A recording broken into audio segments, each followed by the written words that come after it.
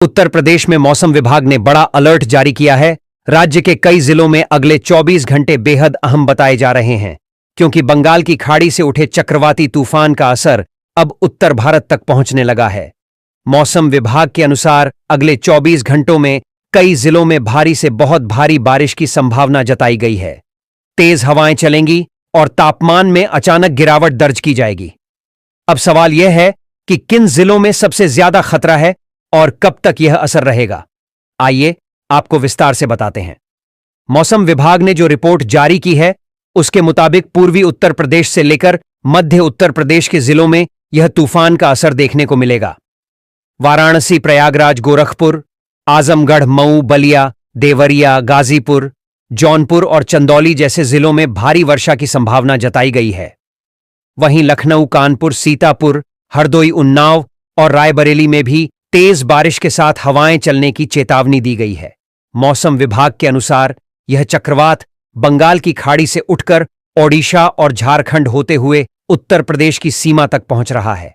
इस तूफान की रफ्तार करीब 70 से 90 किलोमीटर प्रति घंटे तक जा सकती है, जिसके चलते पेड़ गिरने, बिजली के खंभे टूटने और कुछ जगहों पर जलभराव जैसी स्थिति बन सकती है।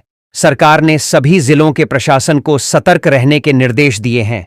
बिजली विभाग को भी कहा गया है कि किसी भी खराबी की तुरंत मरम्मत की जाए। अब बात करते हैं लोगों को किन बातों का ध्यान रखना चाहिए। अगर आप किसी खुले इलाके में रहते हैं तो तेज हवाओं के समय बाहर न निकलें। पेड़ों, बिजली के खंभों और पुराने भवनों के पास खड़े न हों। मौसम विभाग के ताजा अपडेट पर नजर रखें। जरूरत न हो तो यात्रा टाल दें। अगर घर की छत पर टंकी या कोई ढीला सामान रखा है तो उसे तुरंत सुरक्षित कर लें। गांव के क्षेत्रों में बिजली की लाइन से दूर रहें और बच्चों को भी सावधान करें।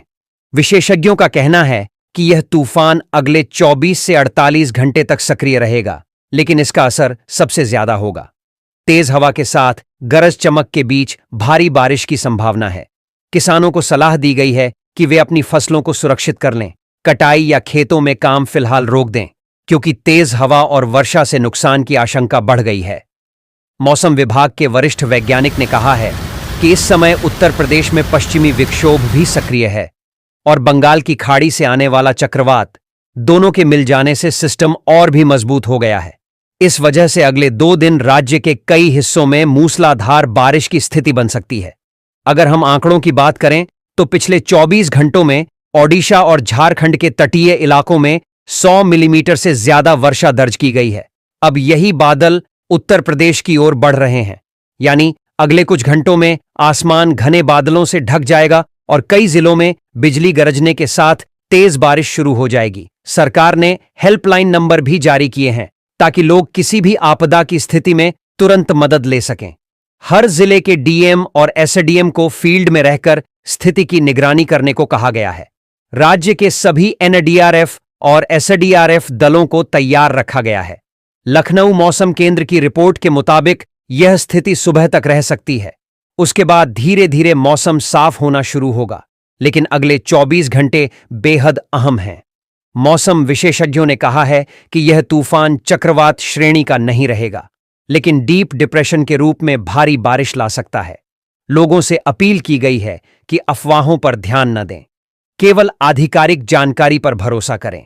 अगर आपके इलाके में पानी भर जाए तो बिजली के उपकरणों से दूरी बनाए रखें।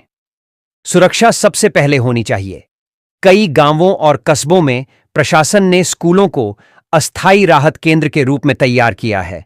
जरूरत पड़ने पर लोगों को वहां शिफ्ट किया जाएगा। स्वास्थ्य विभाग ने भी सभी अस्पतालों में इमरजेंसी ड्यूटी लगाई है। किसी भी दुर्घटना की स्थिति में तुरंत इलाज की व्यवस्था की जाएगी। उत्तर प्रदेश सरकार के प्रवक्ता ने कहा है कि राज्य के मुख्यमंत्री ने सभी अधिकारियों को निर्देश दिए हैं कि किसी भी हालत में लापरवाही न हो। राजधानी लखनऊ में नगर निगम की टीमें रात भर पेट्रोलिंग कर रही हैं। अगर हम पिछले साल के आंकड़े देखें तो नवंबर में ऐसा मौसम बहुत कम देखने को मिला था, लेकिन इस बार बंगाल की खाड़ी में बने सिस्टम ने पूरे उत्तर भारत का मौसम बदल दिया है। मौसम विभाग ने कहा है कि आने वाले दिनों में ठंड भी अचानक बढ़ेगी। रात के तापमान में 5 से 7 डिग्री तक गिरावट दर्ज हो सकती है। तो दर्शकों, अब सबसे बड़ा सवाल यही है कि क्या यह तूफान खतरनाक रूप लेगा। मौसम विशेषज्ञों का कहना है कि फिलहाल ये मध्यम स्तर का सिस्टम है, लेकिन अगर बंगाल की खाड़ी में हवा की दिशा नहीं बदली तो इसका असर और तेज हो सकता है।